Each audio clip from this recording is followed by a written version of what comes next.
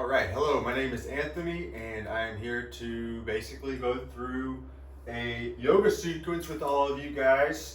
And this sequence of yoga poses I've been doing as a teacher for the past year, and I've had a lot of students saying they appreciate the work because specifically I've been able to help them with their lower back pain. So I started doing yoga because I noticed that the more I did it, the more consistent I was with it, the better my back felt. I went through extreme, scary lower back pain that I thought was going to basically ruin my life.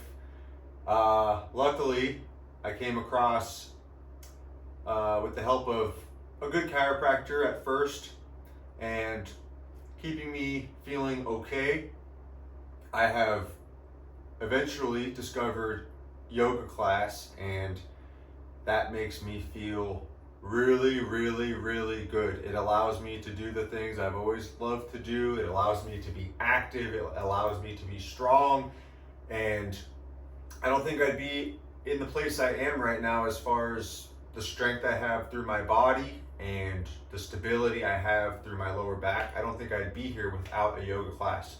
So I've been teaching this class to a lot of the same people over the past year. They're consistent, they appreciate the work. I keep my class super simple. I focus on creating length through your legs, length through your lower back, length through your torso, all the way up through your arms. I focus on creating length and space through your breathing. So the difference between my class and some other classes, don't get me wrong, there is tons of yoga work that you can do that works for a lot of people. I focus on this sequence because this sequence is simple, but it's effective. The reason why I think it's simple and effective is because I don't do anything too complicated. I definitely avoid certain poses that, if you haven't been practicing for a while, might be a little bit too much. I focus on the basics, and that's all you need. Really, that's all you need. If you're somebody that has been dealing with the idea of possibly getting steroid injections in your back or surgery, all a lot of us need is some type of consistent work. So I'm going to give it to you. So let's get started. We are going to start this class. This is the class that I have been teaching for over the past year, and I have broken it down to this specific sequence of poses because I focus on a class that supports the lower back. With that said, the way we strengthen our lower back in a yoga class is by strengthening, yes, everything through our entire body, our legs, through our pelvic floor, through our hips, through our core, through our chest, up through our shoulders. Our entire body is our focus in our yoga class. We start with our breath. So we start with our breathing, because our breathing is what carries us through our yoga class. Yoga is super challenging.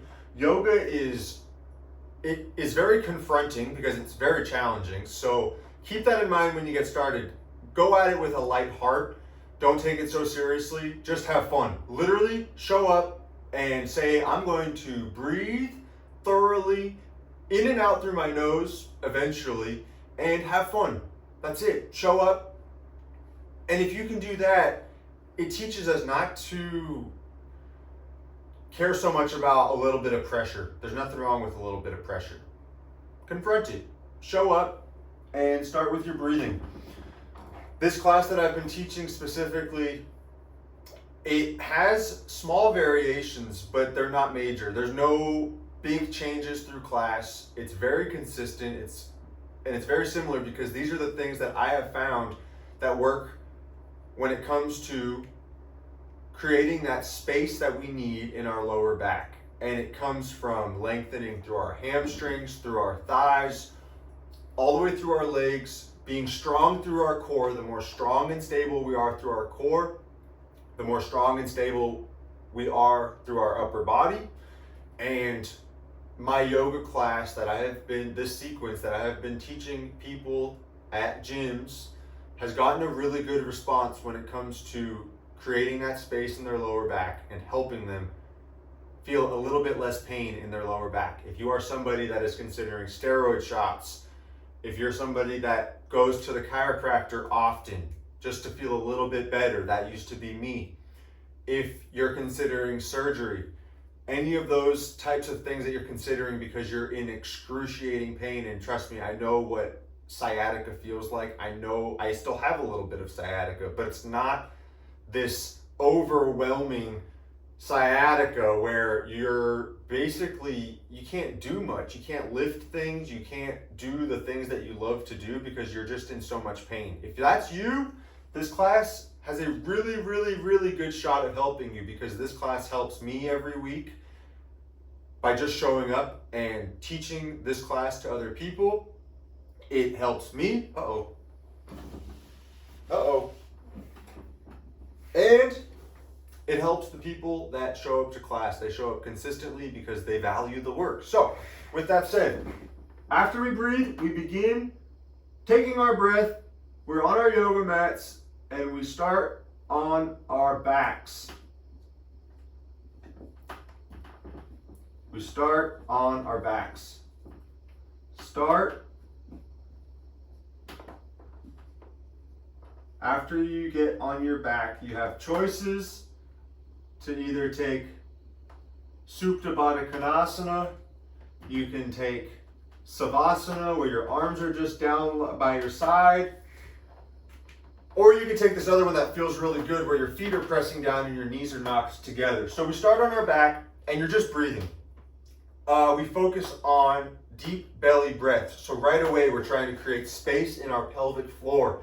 If you send that breath into your belly and really lift through your belly button while you're laying on your back, you're already starting that process of warming up through your hip points, warming up through your pelvic floor, warming up through your core. If you're sending that inhale into your chest and you're lifting through your chest, try to send it into your belly.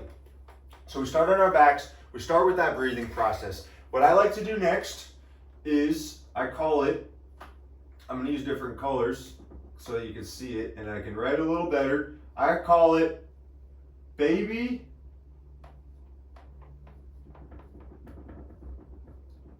bridge. Just continuing this process of warming up, we keep it simple.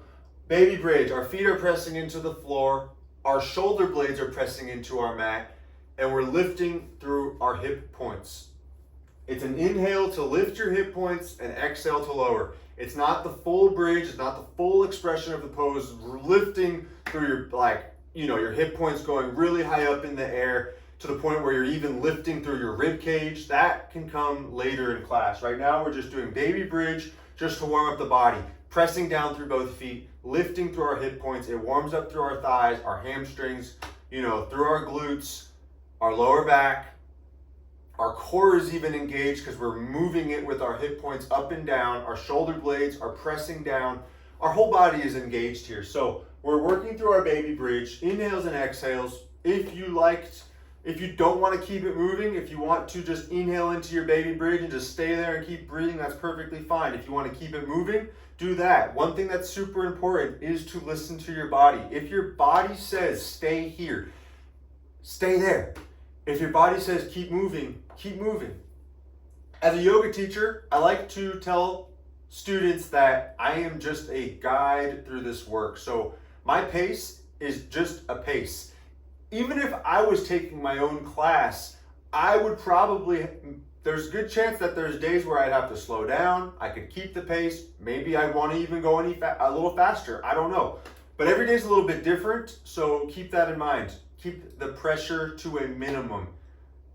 The more you just show up and understand that it's a lighthearted thing that you're showing up to, but still take it with a little bit of seriousness, and you breathe properly and you move intentionally and intuitively, you'll be fine and you will get stronger and you will get better. All of this comes from consistency. The more we do this class, the more consistent we are, the better we're going to feel. It's just, it is what it is. I've learned all of this work through hundreds of hours of taking classes, and I've just narrowed it down to these poses. So after baby bridge, we inhale, we exhale. Okay, boom. After this, we could start taking rock and rolls. the length of your spine. So you're just rocking and rolling, nice and light, the length of your spine, because we're making our way to tabletop. You can skip this. You don't need to do the rocks and the rolls, the length of your spine. If it feels good, it feels good for me. If it doesn't feel good for you, skip it. Make your way to tabletop. In tabletop, we start cat-cows.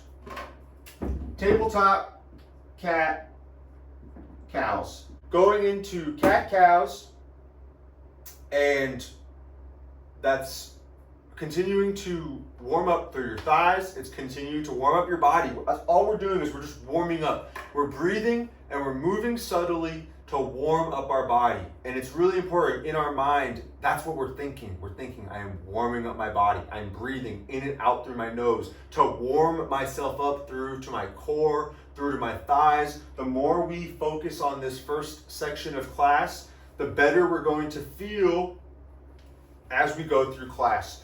Cat-cows, I like to always include bear pose. So when I go into tabletop and I go into cat-cows, right away, it's cat-cows, which I always incorporate bear pose. You shouldn't feel stuck in doing cat-cows. You should have the freedom to move in any way you want, side to side. Maybe you go back into child's pose. That's always an option. So this is bear pose. Cat-cows to me is bear pose. Do whatever feels good from tabletop. Maybe you're lengthening your legs back. Anything goes. Rotating your wrists, palms facing up, palms facing down. So anytime we're in tabletop, I consider bear pose, cat-cows, all to be fair game. So from tabletop, cat-cows, bear pose, body's warming up. This is a good time to go into downward facing dog.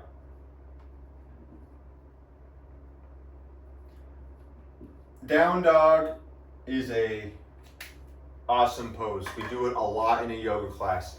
So in downward facing dog, we're pressing down through the ball mounds of our feet, and we're pressing down through our fingertips that are spread wide. We're spreading wide through our fingertips. This is like downward facing dog is one of the most challenging poses to get. You have to get strong at it. You have to get strong through your upper body, strong with that reach through your upper body, through your lats as you press down through your fingertips. Downward facing dog goes from challenging to comforting. It starts off as it's challenging, it's tough, it's a lot of work as your whole body is lengthening, and you're really setting a lot of intention when you're clawing into the mat. The more you claw into the mat with your fingertips spread wide, the more you distribute that weight through your wrist, through your forearm, through to your lats as you lengthen forward. So from there, you're pressing down into the ball mounds of both feet, and your hamstrings are going back in space and going up. I know that, again, I'm not showing you these poses, but don't really worry about that. The word that I'm saying, this is what's important. There should be a point in time to where you can literally do yoga with your eyes closed just by listening to what the teacher says. It's all in the cues. It's all in spreading wide through your fingertips, pressing down through the ball mounds of both feet, sending your hamstrings back and up.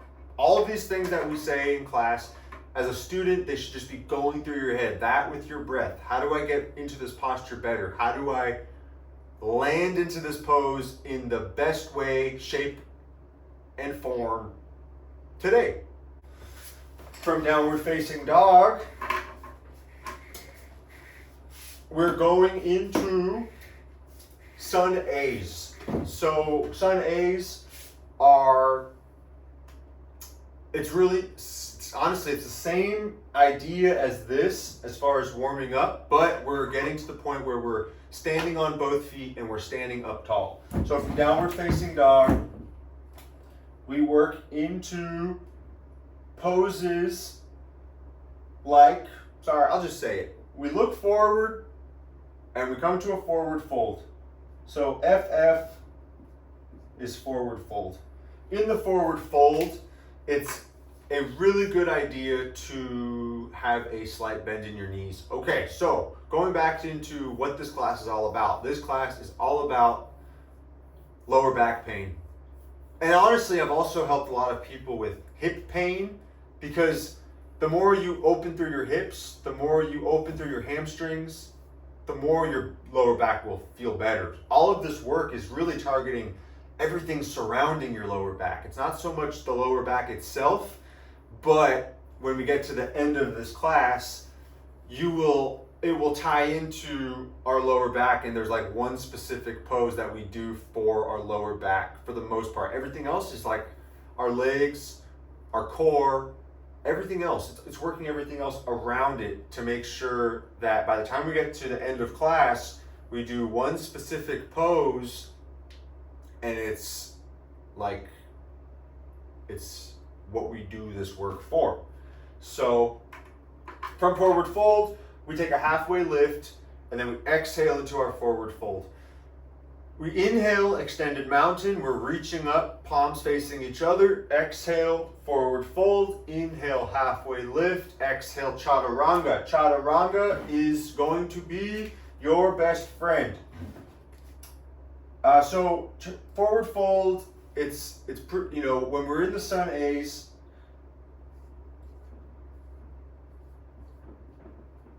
we're doing forward folds, halfway lifts, forward folds, inhale, extended mountain, exhale, forward fold, and then we inhale, halfway lift, chaturanga. Chaturanga is high to low plank. That's all it is, high to low plank.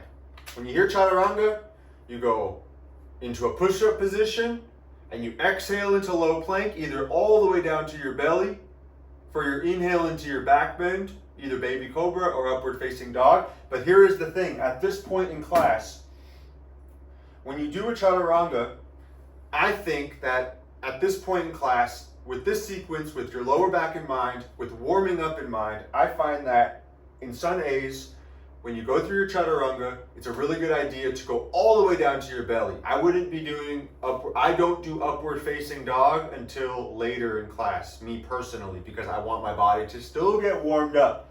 And again, the more thorough we are here in the beginning of class, the better off we'll be in the middle, the more prepared we'll be at the end, where we really focus on our lower back. So, high to low plank down to your belly, inhale into your baby cobra, exhale into downward facing dog. We're back into downward facing dog. Every time we get into downward facing dog, press down to the ball mounds of both feet, claw at the mat. The more we press down through both feet, the more we send our hamstrings back, the more our tailbone goes up, the more our chest naturally drops towards our toes. The more our chest naturally drops towards our toes, the more we lengthen through our upper body, pressing down through our fingertips, the more we will open through our upper back. Because we have this posture problem going on, especially me myself. I gotta sit up tall, I gotta create that space in my upper back. Downward facing dog helps a lot with that. So chaturangas, down dog, and then after chaturanga, we go to downward facing dog. From downward facing dog, I'm going to put down dog is D. Downward facing dog. We're going into our low lunges. The way we get into our low lunges is we inhale I'm just going to talk about one side, and then we'll move on to the next pose. But from down dog, we take our right leg back and up into three dog. In three dog, we make sure that on the right side, for example, we're taking our right leg back. We're creating length through our right leg by going back in space. Every inhale, we're taking our right leg back and hopefully up while keeping our right toes pointing down. We're flexing our right toes towards our right shin. The more we flex our right toes towards our right shin, the more we can drive that right heel back in space, creating length through the front of our thighs. We kick that heel back and then up, really lengthening through that right leg. We inhale into that. We exhale, we step our right leg through. From three dog, we step our right leg through. We go into our low lunge. From low lunge, we inhale, we reach up, we're lengthening through our upper body, we're warming up our fingertips by reaching up through our side body, and then we exhale into half splits. Half splits, you're welcome to stay in one spot, or you're also welcome to keep a little bit of micro movements. I recommend micro movements all the way through class. In downward facing dog, continuing to micro adjust, continuing to take yourself through those cues that I've mentioned. In your half splits, it's the same thing. Do you want to stay still, or do you want to take every inhale, lift your chest, exhale forward and down over, for this example, your right leg? When we do this, we're really creating a lot of length through our hamstrings. Lower back pain, a lot of us, I would say 99% of us, when it comes to lower back pain, a lot of it is coming from tight legs. Other than that, it's coming from a weak core. So it's tight legs, weak core, and of course, your back muscles. So basically, if you have a weak body, you're going to have a weak back. If you have a poor diet, you're going to have a poor lower back.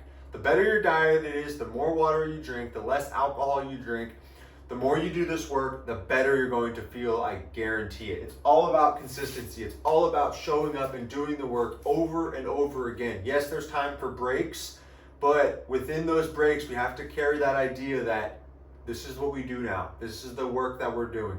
And we always show up and we always keep doing it. And here's the thing, it doesn't need to look the same every day. It doesn't need to even look better every time you show up. It could look worse. You could do less work. You could have a tough time because whatever took place that day where your energy's off. It's like, that's what's so cool about this yoga work, is that it gives you this really clear idea of how you're doing that day, and also just being okay with that because you're showing up and you're doing the work. All right, half splits. We inhale back into our low lunge. Forward fold, exhale, top of your mat. Inhale, halfway lift, exhale, forward fold, extended mountain, press down through both feet, reach up through your fingertips, exhale, forward fold, halfway lift, chaturanga, take yourself through the other side. All right, now we're back in downward facing dog. We did the other side. We do that twice. So we do this twice, both sides. From here, okay, and then here's the thing. On the first round, we go to a forward fold. On the second round, when we exhale into our half splits, we stay there for a little bit. We inhale back into our low lunge. From there, instead of how the first set, we did forward fold into the extended mountain, we skip that. In the second set of low lunge, we go exhale half splits, inhale low lunge, exhale chaturanga. So from our low lunge, we exhale into chaturanga, and what I like to do is whichever leg is forward, so if your right leg is forward, you inhale, reach up, exhale chaturanga, take that right leg back and hover it, and flex your right toes towards your right shin and drive that right heel back in space as you exhale. I would say still down to your belly, inhale baby cobra, exhale down dog. Now we're moving forward in this sequence. From down dog, we inhale, look forward, so in downward facing dog. Look forward between your hands, top of your mat, forward fold. Halfway lift, exhale fold, chair pose. Chair pose. If you don't know what it is, you're going to learn to love it. It's challenging. And this is now we're in it. Now we are in it because we warmed up through our hamstrings, we warmed through our thighs. And now we're in chair pose. So if you don't know what chair pose is, look it up, and you'll know what I mean. You're sitting into a chair, you're bringing your glutes down towards your heels, you're basically squatting, and you're reaching forward and up through your fingertips, you're keeping your chest open, you're in the work. This is where it's super important to breathe properly. When I say breathe properly, I mean just breathe thoroughly. Don't hold your breath. Just let your breath kind of let you sit into this chair. The more you breathe thoroughly, the more you'll sit into this chair. In this chair, you exhale, forward fold, halfway lift, chaturanga. You're making your way to downward facing dog. And then this is the thing. Now we're going through sun bees. I like to do sun bees a specific way. I like to do sun bees, and let's start from the top. We're going into sun bees. Let's go into sun bees. For me, sun bees go like this. I like 4 sets of sun bees, so I'm just going to talk about one side. But here's the thing. For sun bees, the fourth one is a little bit, the last 2 are different than the first 2, and the fourth one is different than the third one. The first 2 are the same, the last 2 are done differently. So we start in downward facing dog. So we went from chair pose, exhale down, exhale forward fold, halfway lift, chaturanga, make your way to downward facing dog. So we're in downward facing dog. And from downward facing dog, the first 2 sets of sun bees, we're going right into warrior 1. So what that means is, this is how I'm going to break down sun bees. So first it's down dog, and then your right leg steps through.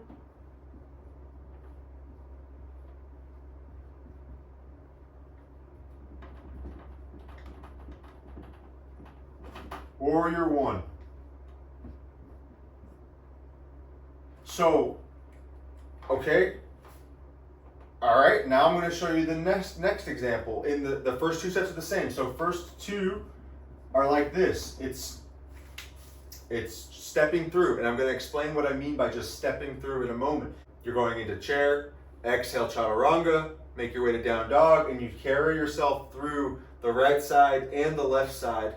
And then the third set of sun bees, this is where we incorporate 3 dog for the second 2. And then in these 2, there's no 3 dog. 3 dog is when you're lifting your leg back and up. So I'm going to go over this because this is like a really, really awesome part of class. What I really like about it is we have a tough time with this because naturally we have this desire to lift the leg into 3 dog. And I think the reason why is because it honestly gives us a little bit more time to breathe. It gives us that little bit of time to take a little bit more of an inhale before you get into warrior 1 when you're finding that work. So, all right, so I need a drink of water.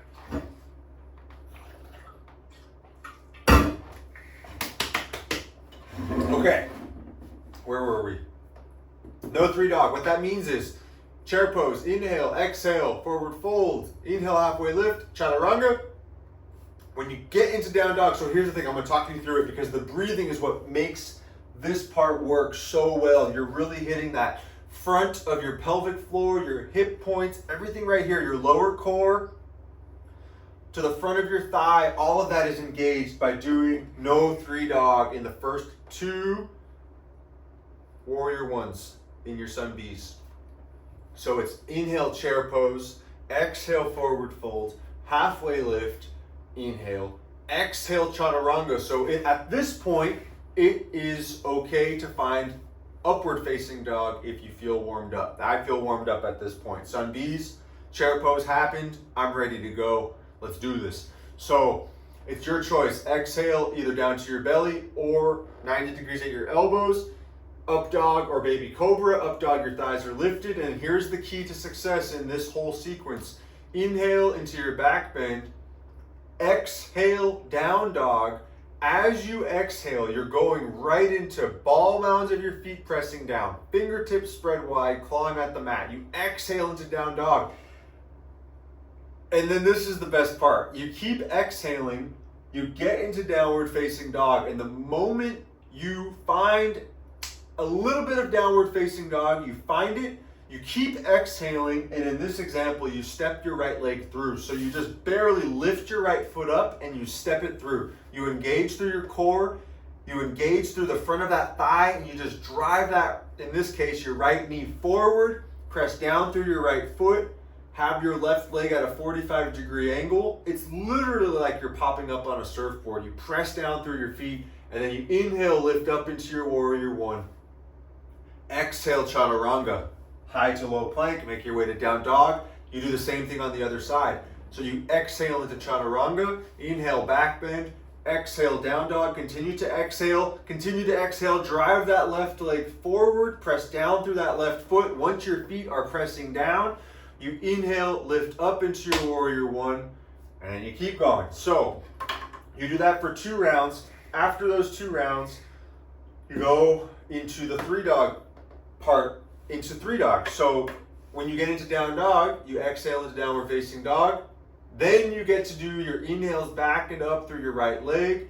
And this is where we get to open our hips. So with 3 dog, we do hip openers.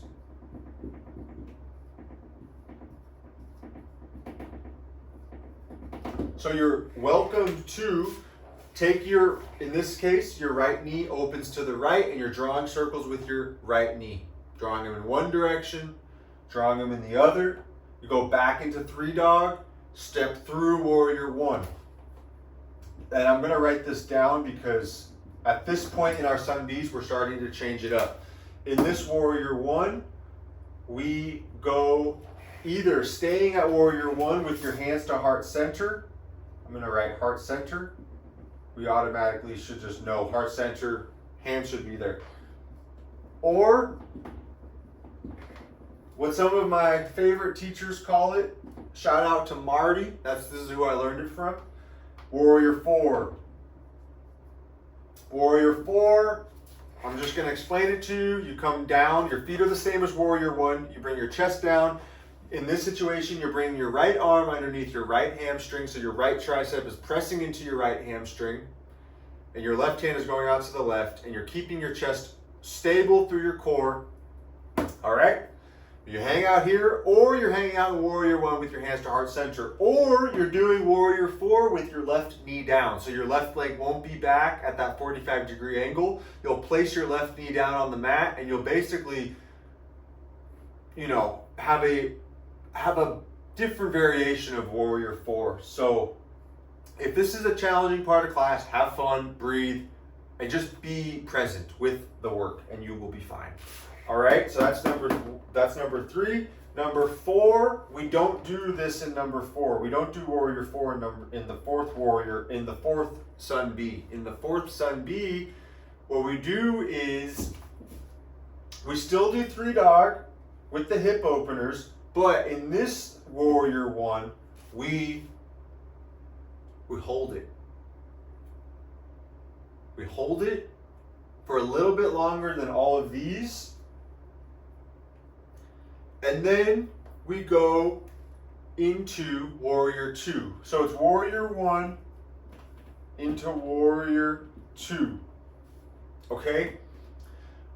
One other thing I want to mention is on the final Sun B, when we hit chair pose, we go into eagle. So that last chair, our glutes are warmed up, our thighs are warmed up, everything is warmed up. Let's hit a single leg variation, eagle pose.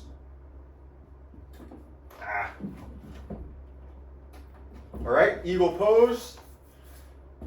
More good work. Chair pose, eagle. Get back into your warrior 1. Breathe there for a moment. Warrior 2, we're opening. In this example, we're opening to the left technically, because our right leg is forward, and we're opening to the left.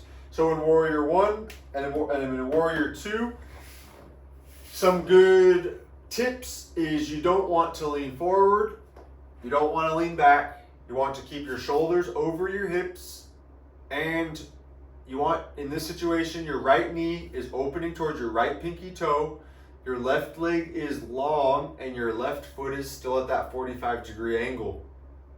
I'm going to mention right now, one of my favorite ways to find that 45-degree angle on that left foot, whether you're in Warrior 1 or Warrior 2, is you press down through the front of your left foot, which is long, and you drive that left heel back in space. But we'll maybe talk about that in another video, because a lot of it, again, is just talking about the sequence that works for me and works for a lot of other people.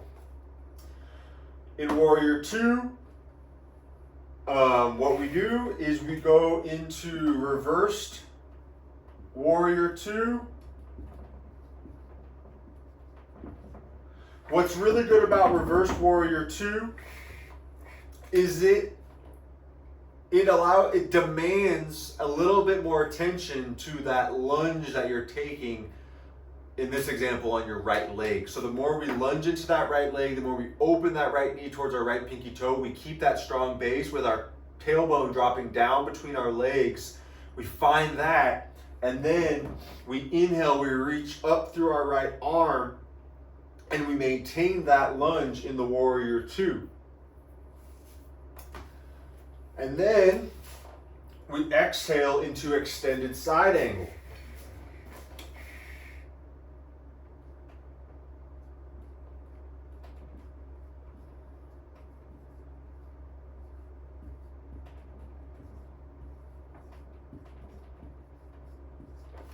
Extended side angle is a really, really good pose.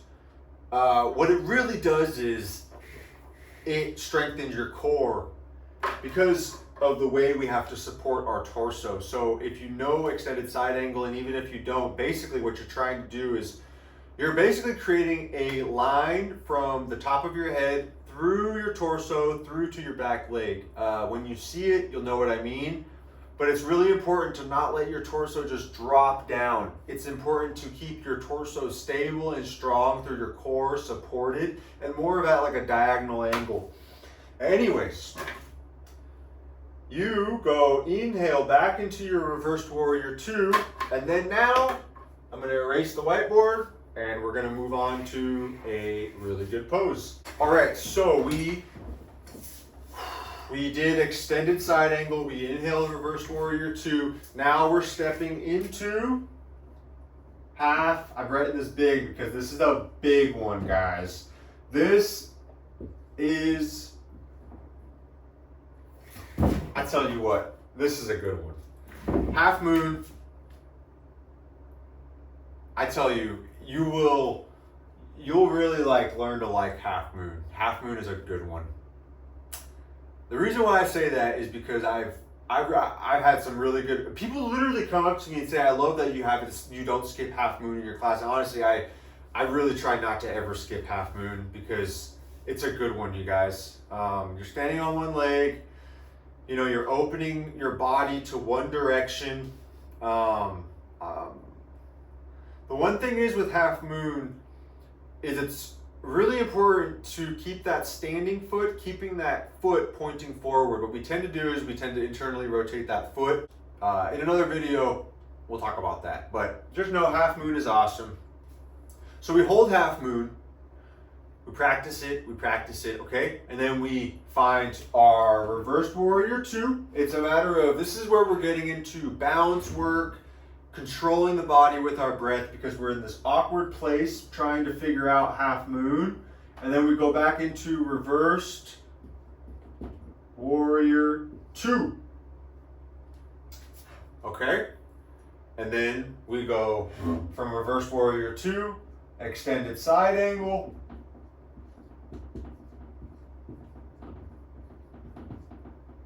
inhale back into your reversed Warrior 2. And then we go, guess where we're going? Back into half moon. From half moon, this is for both sides, we go into eagle again. So it's a fun, tricky transition from half moon to eagle, and it's good, guys, because what it does is it just continues the standing leg work, and it really creates a lot of good space in your thighs, in your hip points. Everything is warm, everything is engaged, your core is stable. It's awesome. So from here, half moon, eagle pose. In eagle, we go to warrior 3. So we're in eagle, we take an inhale, and then we exhale into warrior 3. In warrior 3, I have really learned to love warrior 3 where you're reaching forward, palms facing each other. It's tough to get your body to a T in warrior 3 with your arms reaching up over your crown, but it's worth it. But it's not necessary because we're mainly focusing, it's like an added bonus because then you get to find more of a stretch in your lats and your side body by reaching. But if you don't want to do that, that's okay. Keep your hands to heart center, maybe take your arms back in space, because the most important, what we're really focusing on in warrior 3 is, in this situation, slight bend in your right knee, your left leg is going back, and things that I've mentioned before in this situation, in warrior 3, we're flexing our left toes towards our left shin, and we're driving our left heel back in space. We're bringing our body to a T. The reach up over your crown, for me, it just solidifies that idea of bringing my body to a T. One thing that we tend to do sometimes in warrior 3 is we look forward. Try not to look forward, try to look down to the floor. Tuck your chin, lengthen through your crown, and you'll feel really good. From warrior 3, we go into standing splits.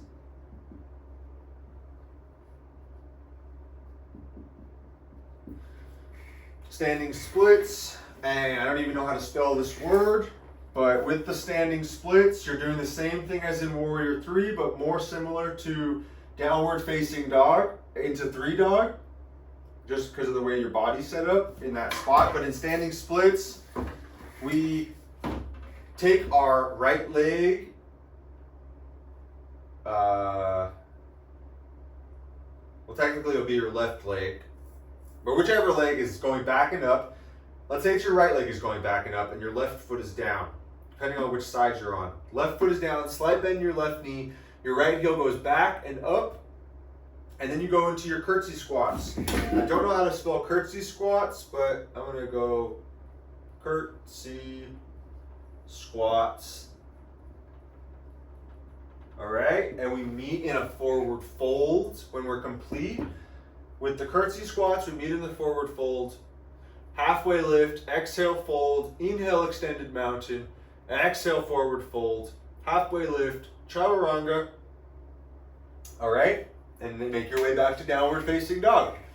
And then we took care, we do this on both sides. Awesome. And then we go back into downward facing dog.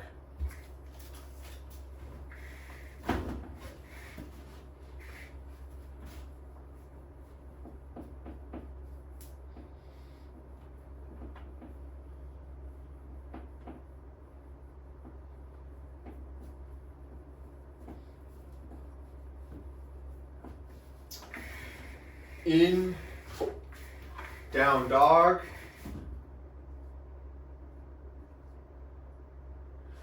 It's a good idea through class in your down dog, once in the beginning, once in the middle, maybe once at the end. It's the cross body stretch.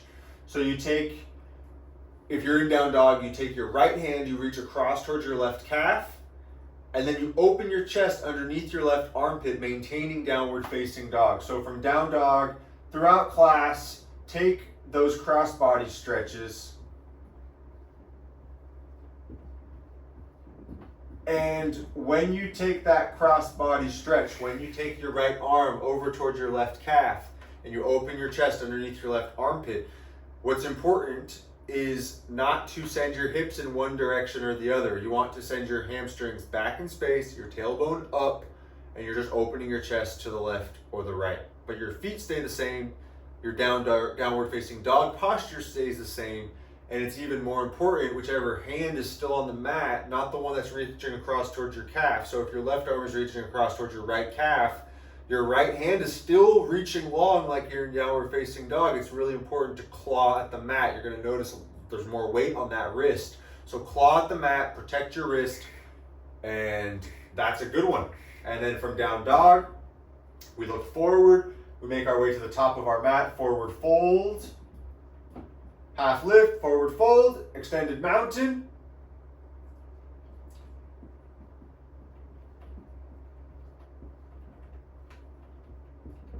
From extended mountain, we go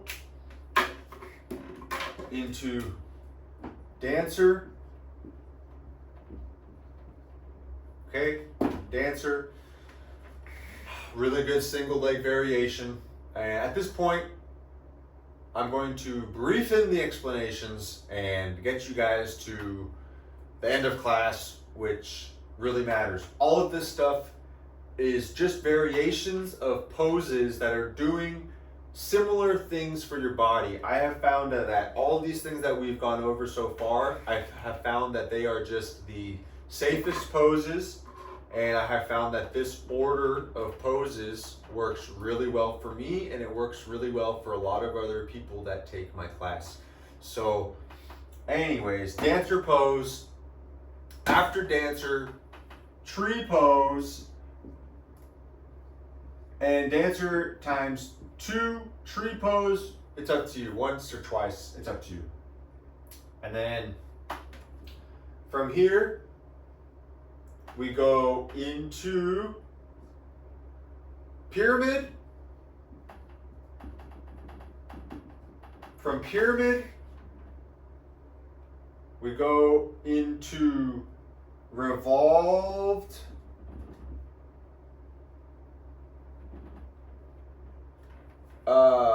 Revolved pyramid. And then revolved half moon. Okay, pyramid pose. To revolve pyramid to revolved half moon.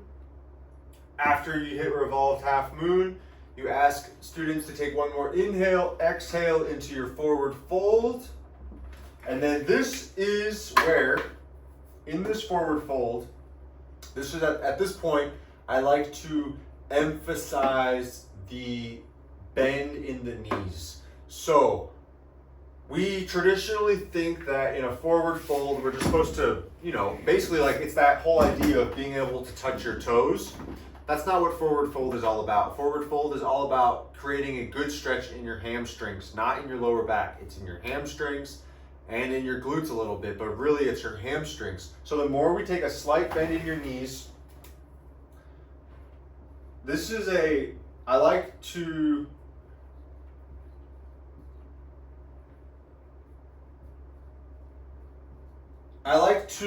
stay in this forward fold and talk about it a little bit more because the bodies are warm, which allows you to stretch into them a little bit more.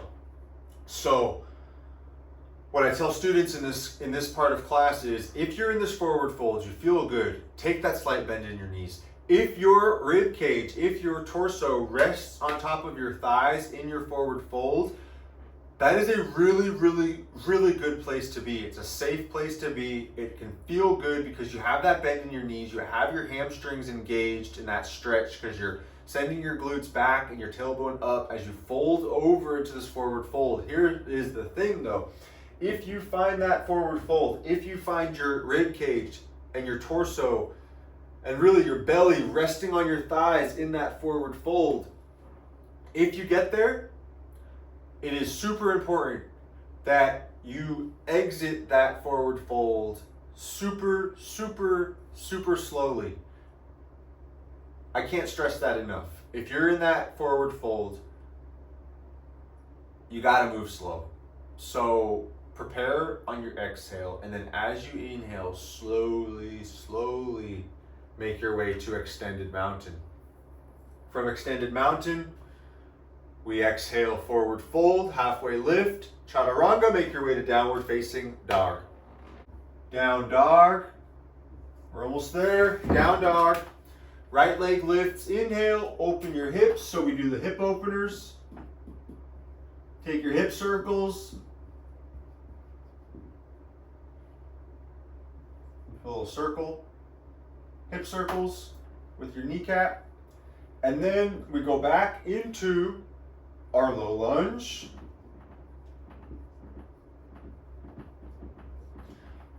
Half splits.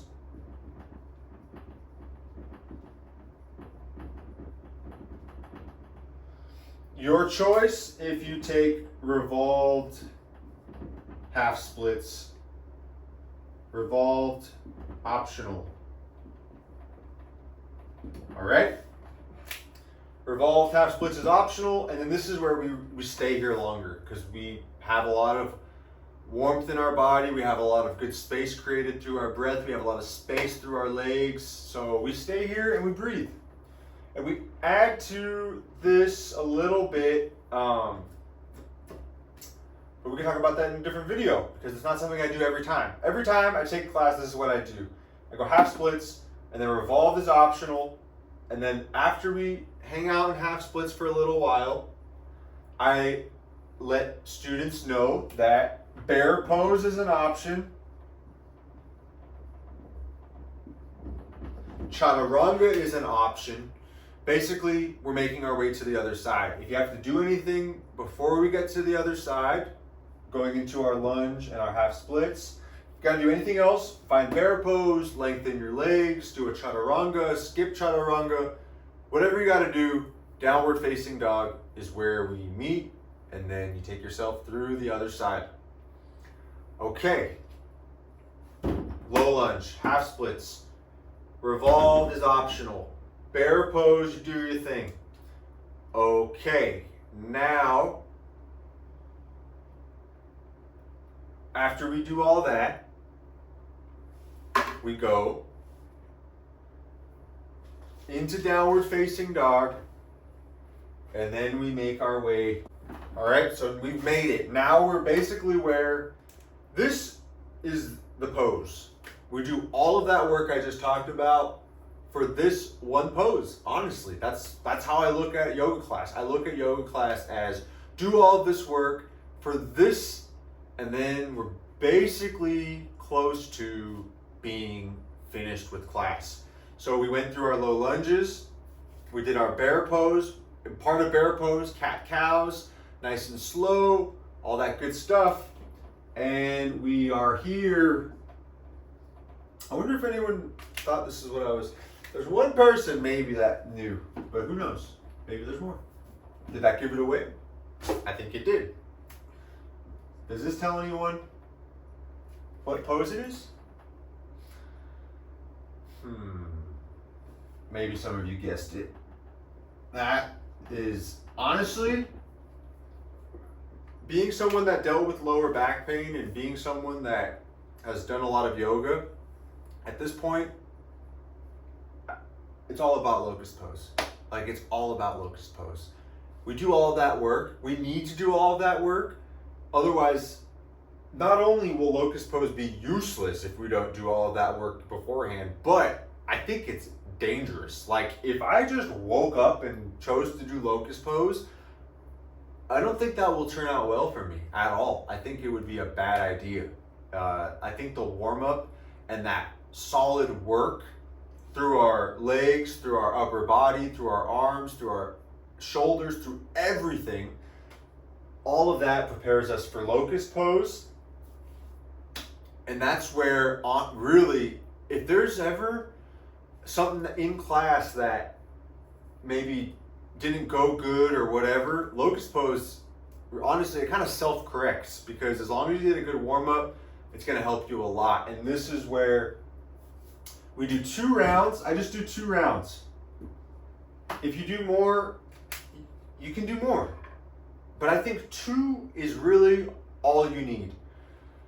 The way I go about it is from tabletop, you make your way down to your belly, put your hands under your forehead. Okay, you let your students know they can rock their forehead side to side, and it's really important to start letting people know to, yes, still be energized, still be present, but be a little more easeful through your body as far as finding that lightness through your bodies. This is where it's super important to feel light, to not feel stressed, to just feel good. Like, tell yourself as you're laying there, I feel good. I feel good through my hip points. I feel good through my thighs, all the way through to my toes, through to my shoulders. Everything feels good. And breathe with that into locust pose. That is how it becomes more productive for you. So in locust, you can reach forward, you can reach back, you can interlace your hands by your glutes. Find a spot, exhale to prepare, inhale to lift. Locust pose, when you lift, you're lifting your thighs away from the floor. The first round, just breathe. Lift and breathe. And keep breathing. In locust pose, if you feel like you're scrunching up in your face, if you feel any type of tenseness, breathe.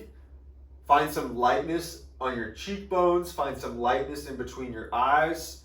And if you have to shut your eyes in locust pose to find that, do that. Shut your eyes and just breathe and lift through your thighs. The second round is where, when you inhale into locust pose, you start breathing, you're doing your thing, holding locust.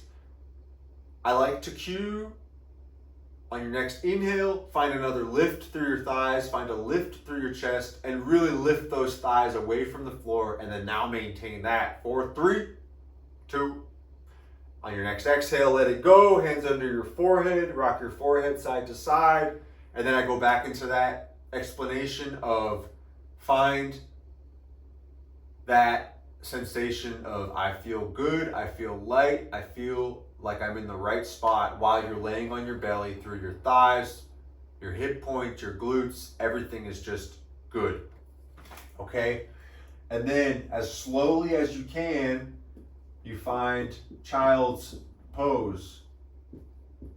It's really important to go as slowly as you can.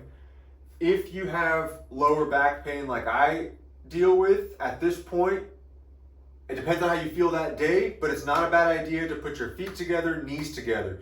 Traditionally, child's pose is more so feet together, knees out wide, but if you have any lower back issues, especially after locust pose, feet together, knees together, more support in your lower back.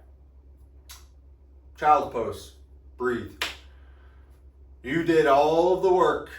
Basically, the work is behind you. Now, we're just breathing and we're making our way towards the end of class.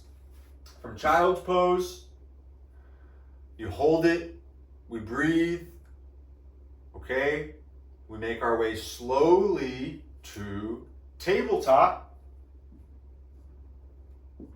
And then from tabletop, we bear pose. At this point in class, me personally, I like to hold cat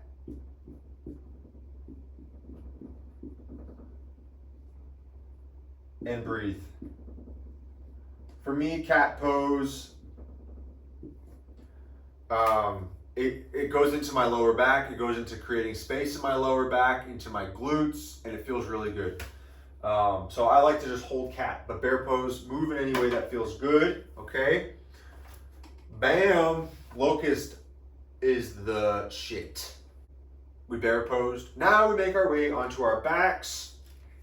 On our backs, we find a block. We do knees to elbows. We squeeze the block.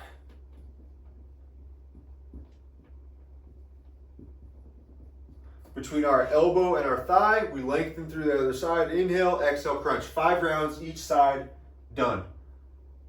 And then we go into bridge pose.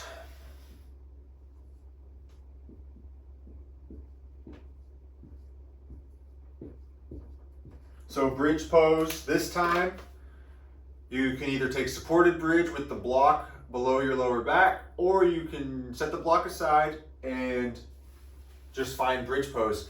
Either way, if the block is below your lower back or not, press down through both feet, press down through your shoulder blades, and lift through your hip points. And maintain that. The more you press down through your shoulder blades to protect the back of your head from pressing down too much, the more you press down through both feet, the more you lift through your hips. With your breath, inhale, you maintain. Inhale, you find it. On an inhale, I like to press down through both feet, press down through my shoulders, lift through my hips. On my exhale, I maintain it. And then I can work my way into lifting through my rib cage, bridge pose, boom. From bridge, we lower down. I like to draw my knees in towards my chest. You can rock side to side. You can find happy baby.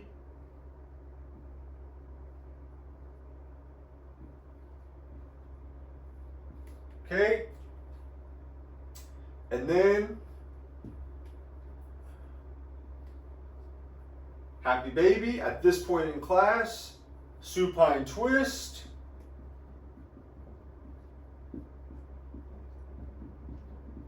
Supta Baddha Konasana. That's feet together, knees out wide. Not a bad idea to put a block under your feet if you like more of a stretch in your pelvic floor.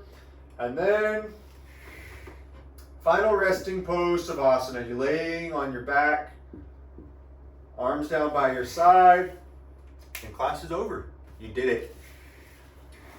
And that's it, guys. That's literally all you have to do, and you'll feel better. You just have to do it consistently.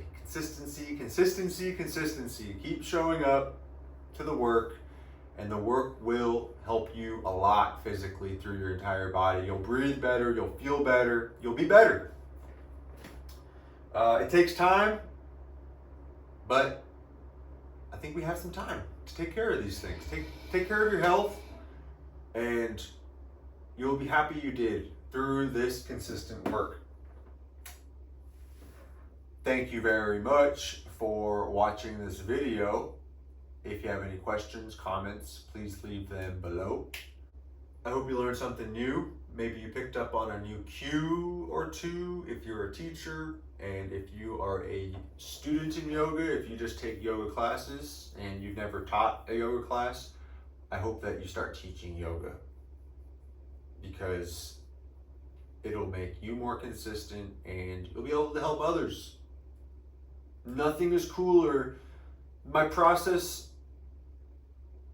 of becoming a yoga teacher is I started doing yoga because it helped me, and then I was like, I want to teach people this stuff because I think I can do that, and I think that if I do that, I'll be able to help people deal with pain that they may be dealing with by going to a chiropractor or thinking about getting steroid injections or getting surgery.